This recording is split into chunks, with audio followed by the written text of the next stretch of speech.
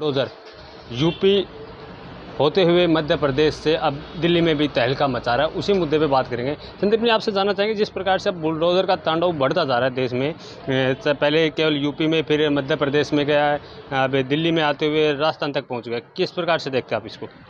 देखिए, जो बुलडोज़र का तहलका है इस यूपी में जो पहले शुरू हुआ, अब तो विदेशों में भी चर्चा हो गई। जी बिल्कुल, अब तो विदेश में भी चर्चा है। लेकिन मैं ये कहना चाहूँगी कि आप बुलडोज़र से ही सब कुछ होगा। जिस तरह से बुलडोज़र इतना आगे जा रहा है, इतिहास में नाम ले रहा है अपना, क्या वो ये सब कुछ काम कर पाएगा? सरकारी ज़मीन तो अच्छी है कि वो सरकारी ज़मीन की अपना सरकार ले रही है, बुलडोज़र दे रहा है, लेकिन जो आप एक आदमी को वारंट भी तो भिजवाओ कि आपका हम तोड़ रहे हैं, आप तब तक अपना खुद तोड़वा लीजिए या हम आके तोड़ेंगे। तो ये थोड़ी जानकारी उस आदमी को भी दे देनी चाहिए। तो क्या अवैध कब्जा करने से पहले उन्होंने सरकार को जानकारी दी थी कि हम आपकी सरकारी जमीन पे कब्जा कर रहे हैं? देखिए, उनकी भी गलत बात है और देखा जाए तो उनकी गलत बात है कि वो सरकारी ज़मीन पे कब्जा कर रहे हैं। पर हाँ, जिस तरह से हम देख रहे हैं तो अब बुलडोज़र मध्य प्रदेश में गया है, अब दिल्ली में भी आ गया है। यूपी से मध्य प्रदेश से दिल्ली आ गया। दिल्ली से राजस्थान भी पहुंच गया है कि 300 साल पुराना शिव मंदिर तोड़ दिया गया है। जी बिल्कुल। तो ये तो बड़ी खौफनाक बात है कि अचानक से 300 साल पुराना मंदिर किस लिए तोड़ दिया गया भाई? इतनी आस्था पूर्वक जो मंदिर था वो 300 साल तक है, उसको क्यों तोड़ा गया? ये मैं सवाल पूछती हूँ सरकार से। अब बात यह है, जहांगीरपुर में जैसे बुलडोजर चला तो बड़े बड़े नफरती चिंटू, मैं नफरती चिंटू कहूँगा, जैसे हैदराबाद से असरुद्दीन ओवैसी, बंगाल से टीएमसी के कुछ नेता आ गए थे। लेकिन वहीं कांग्रेस की सरकार में राजस्थान में अगर 300 साल पुराना मंदिर तोड़ दिया जाता है तो वहाँ कोई कुछ नहीं बोलता है, कोई राजनीति नहीं। देखिए, जो ये सब चिंटू हैं, ये सारे उन्हीं के खिलाफ बोलते हैं जो उनके खिलाफ।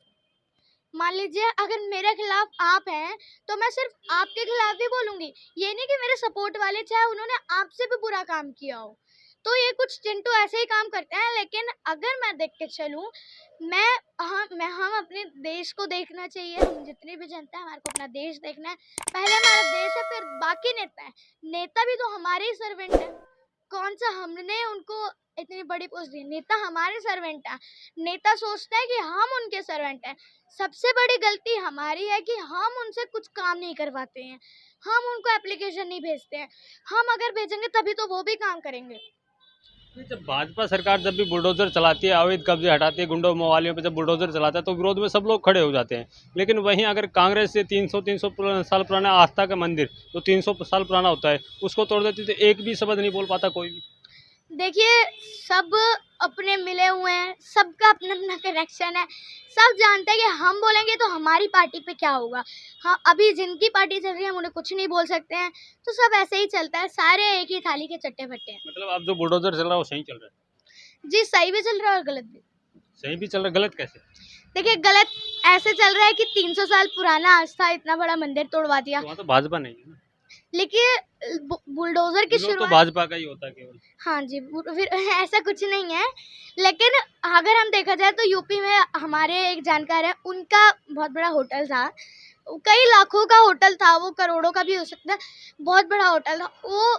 उन्होंने वारंट नहीं भेजा और ऐसे ही तुड़वा दिया, जबकि वो बॉर्डर पे था। जैसे सरकारी जमीन है और उसकी हल्का सा ही टच हो रहा था। मान लो कि चाहे कितना हो, हल्का हो, छोटा हो जाता हो, लेकिन आपको वारंट तो देना चाहिए था ना। वो खुद अपना सामान, जो कीमती सामान था, पैसा था, या जो भी कुछ था, वो सब वो निकलवा लेते, आप तोड़ देते। लेकिन ये गलत बात मुझे लगती है। बाकी सब तो सही है, बिल्कुल सही है। और ऐसा होना भी चाहिए, क्योंकि आप देख सकते हैं सरकारी ज़मीन सरकार की है जी। तो जिस प्रकार से बुलडोजर चला और कुछ लोग इसको धर्म विशेष को जोड़कर या सांप्रदायिक विशेष को जोड़कर कह रहे हैं कि सांप्रदायिक विशेष को टारगेट करके बुलडोजर चलाया जा रहा है, इसको कैसे देखते हैं? देखिए, मैं धर्म विशेष को टारगेट करके बुलडोजर चल रहा है? जी, ऐसा कुछ भी नहीं है और ऐसा हो भी सकता है, क्योंकि हम यूपी में तो नहीं रहते हैं। पर हाँ, दिल्ली में भी तो चला ना। हाँ, दिल्ली में भी तो कह रहे हैं कि धर्म विशेष को टारगेट किया गया है। देखिए, दिल्ली में धर्म विशेष को टारगेट नहीं किया है। जैसे यूपी में चला, वैसे दिल्ली में चला है।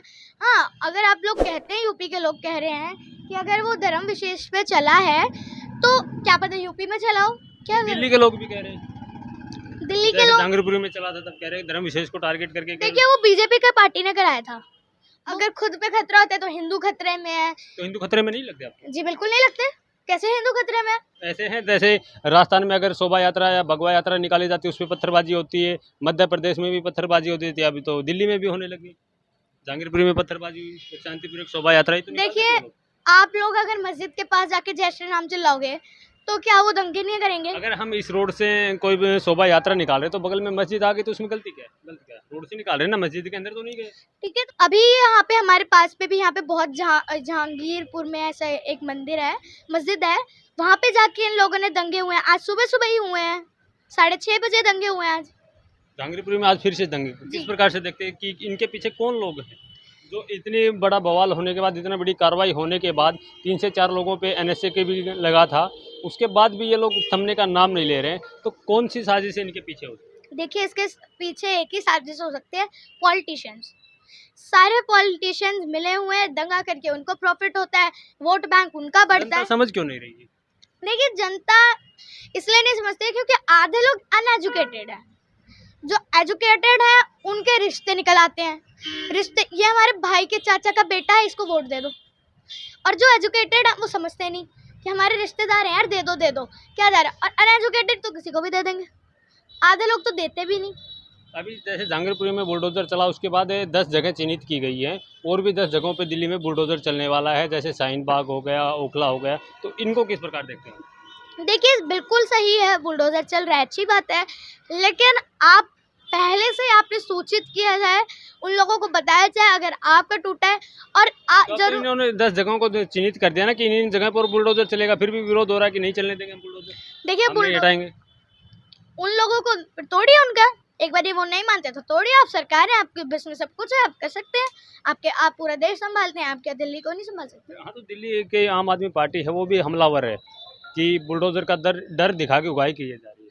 जी बिल्कुल हो रहा है, डर दिखाया जा रहा है, डर भी दिखाया जा रहा है, लेकिन मैं आम आदमी पार्टी का इस बार विरोध करती हूँ कि आप अगर आपकी सरकारी ज़मीन पे कोई एक किलोमीटर तक, मान लो आपकी सरकारी ज़मीन है, उस पे उन्होंने 50 मीटर ही मान लो उस पर अपना अवैध कब्जा कर रखा है, तो क्या आप लोग नहीं तोड़वाएंगे? या आप लोग वारंट पे वारंट भेजते जाएंगे, 10 वारंट 20 वारंट कि तोड़वाओ, वो नहीं तोड़ेंगे। उन्हें पता है, एक वारंट भेज दिया कुछ नहीं हो रहा, दूसरा भेज दिया कुछ नहीं हो रहा, तीसरा भेज दिया, तीसरे पे कुछ लोग अलर्ट भी हो जाते हैं लेकिन कुछ नहीं हुआ। लोकतंत्र की भी एक प्रक्रिया होती है ना, लोकतंत्र के थ्रू काम किया जाए, अवैध कब्जे हटाए जाए, वहाँ बुलडोजर क्यों चलाया जा रहा है?